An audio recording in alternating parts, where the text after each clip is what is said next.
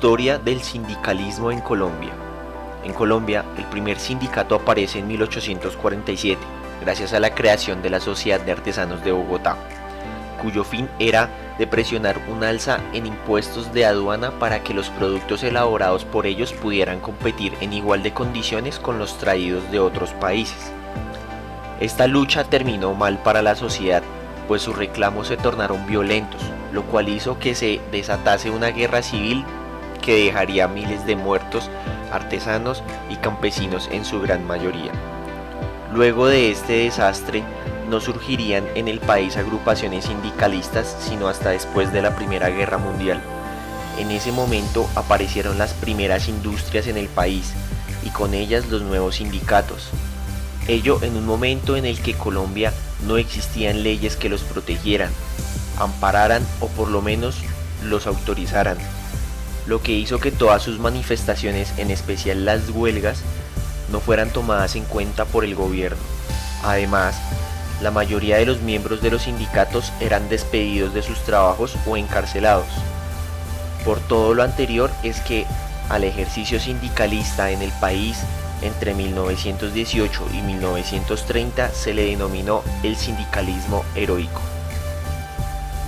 En el año de 1928 ocurrió uno de los episodios más terribles, significativos y recordados en Colombia, la masacre de las bananeras. En la zona bananera del Magdalena, la empresa estadounidense United Fruit Company contaba con más de 25.000 trabajadores, los cuales no estaban conformes con su salario ni con las malas condiciones de trabajo, por lo que decidieron ir a la huelga. El 6 de diciembre, la compañía pidió a la fuerza pública que dispersara a todo el campesinado. Más de 2.500 personas fueron dispersadas a sangre y fuego, dejando cientos de muertos y heridos, así como innumerables encarcelados. Al llegar en 1930 el Partido Liberal al poder, comenzó una era de oro para la historia del sindicalismo. Algunos de los hechos más sobresalientes son: en 1931 se expidió la Ley 83 sobre la organización sindical. A través de esta ley se definió lo que sería el sindicato base. Se realizó la distinción entre sindicatos gremiales y sindicatos industriales. Se establecieron normas sobre declaración de huelgas. En el mismo año se estableció que la personalidad jurídica de los sindicatos fuese otorgada por el Ministerio de Gobierno, previo concepto favorable de las gobernaciones departamentales y con la expedición del decreto 2169 de 1931. La Ley 10 de 1934 define por primera vez lo que se entiende por contrato de trabajo. En 1938 se crea el Ministerio de Trabajo, Higiene y Previsión Social mediante la Ley 69. En 1948, mediante el Código Legislativo número 2158, se expidió el Código Procesal de Trabajo. Es durante el gobierno de Alfonso López Pumarejo que la lucha sindical comienza a ser respaldada por el gobierno. En 1935 se fundó la primera central obrera, la CST, Confederación Sindical de Trabajadores, la cual 3 años más tarde se convirtió en la Confederación de Trabajadores de Colombia, formada por trabajadores liberales y comunistas. Tratados internacionales que regulan el derecho de asociación. Primero, Declaración Americana de los Derechos y Deberes del Hombre. Esta declaración fue el primer instrumento en el ámbito internacional, promulgada en Bogotá en mayo de 1948. Fue aprobada por la Asamblea General de las Naciones Unidas el 10 de diciembre del mismo año.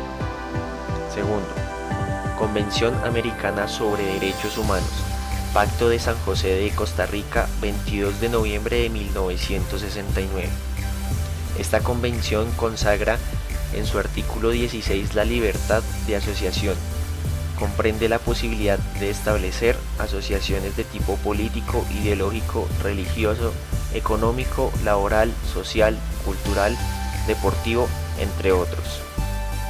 Tercero, Protocolo adicional a la Convención Americana sobre Derechos Humanos, Protocolo de San Salvador, ratificado en Colombia el 23 de diciembre de 1997. Este protocolo consagra en su artículo 8 los derechos sindicales así. Por un lado, la obligación que surge de los estados parte en la misma de garantizar la posibilidad de que los trabajadores organicen sindicatos y puedan afiliarse al de su elección.